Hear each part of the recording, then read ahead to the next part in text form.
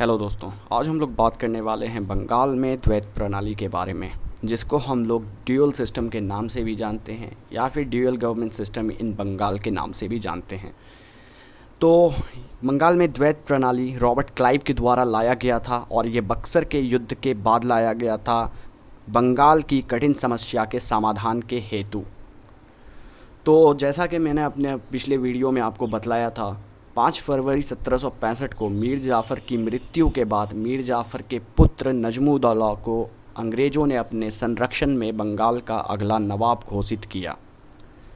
और यहाँ पे जो अंग्रेज़ नजमुद्दौला को बंगाल का नवाब घोषित करते हैं, वो नवाब बस नाम मात्र के ही होते हैं। बाकी जो वास्तविक सत्ता थी वो ईस्ट इंडिया कंपनी के हाथों में थी। तो यहाँ पे से ही बंगाल में द्वैत प्रणाली को प्रस्तुत किया गया रॉबर्ट क्लाइव के द्वारा। तो इसके बारे में हम लोग डिटेल में समझते हैं कि ये द्वैत प्रणाली थी क्या। तो रॉबर्ट क्लाइव ने बंगाल की कठिन समस्या के समाधान के हेतु द्वैत प्रणाली को प्रस्तुत किया। तो इस प्रणाली के तहत क्लाइव जो होते हैं, रॉबर्ट क्लाइव, नवाब को नाम मात्र का शासक बना देते हैं और वास्तविक सत्ता जो होती है वो ईस्ट इंडिया कंपनी को सौंप देते हैं। फिर फरवरी 1765 में नवाब नजमुद्दौला ने बंगाल की सूबे की निज़ामत 53 लाख रुपये के बदले, जिसमें कि सैन्य व्यवस्था भी होती है, वो कंपनी को सौंप देते हैं। और इस प्रकार कंपनी के हाथ में निजामत तथा दीवानी दोनों आ गई।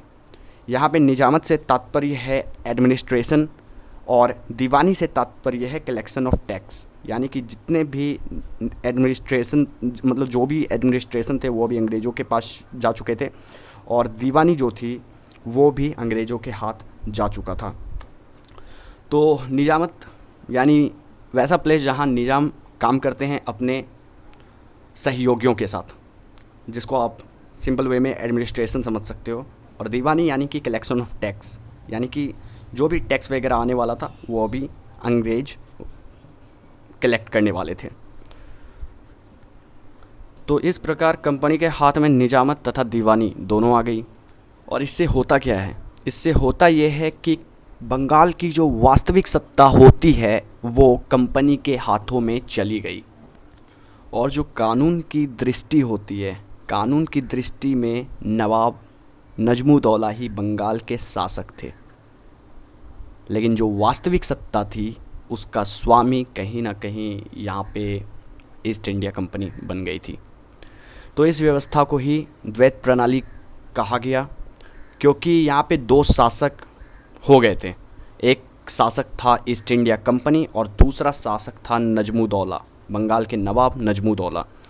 तो ये 2 शासकों के वजह से इस प्रणाली को बंगाल में द्वैत प्रणाली का संज्ञा दिया गया। तो कंपनी ने दीवानी के कार्य के लिए, यानी कि टैक्स कलेक्ट करने के लिए 2 उप दीवान को नियुक्त किया, जिसमें एक दीवान बंगाल के लिए नियुक्त किया गया और दूसरा दीवान यानी दूसरा उप दीवान बिहार के लिए नियुक्त किया गया। तो जो बंगाल के लिए उप दीवान को नियुक्त किया गया उनका नाम मोहम्मद रजा खां था और जो बिहार के लिए उप दीवान को नियुक्त किया गया उनका नाम मोहम्मद सीताब राय था। तो इस तरीके से इन दोनों का काम ये था कि जो भी टैक्स कलेक्ट हो, मतलब ये अंग्रेज़ों के लिए इन दोनों का काम था कि बंगाल से और बिहार से टैक्स को कलेक्ट करना है। तो ये था बंगाल में द्वैत प्रणाली। आई होप तो अगर आपको मेरा ये वीडियो पसंद आया तो आप मेरे वीडियो को लाइक करें, मेरे चैनल को सब्सक्राइब करें और इस वीडियो को ज़्यादा से ज़्यादा शेयर करें। और अगर आपको मेरा ये वीडियो नहीं पसंद आया तो आप मेरे वीडियो को लाइक करें और अपने सुझाव मुझे कमेंट बॉक्स में दें। धन्यवाद।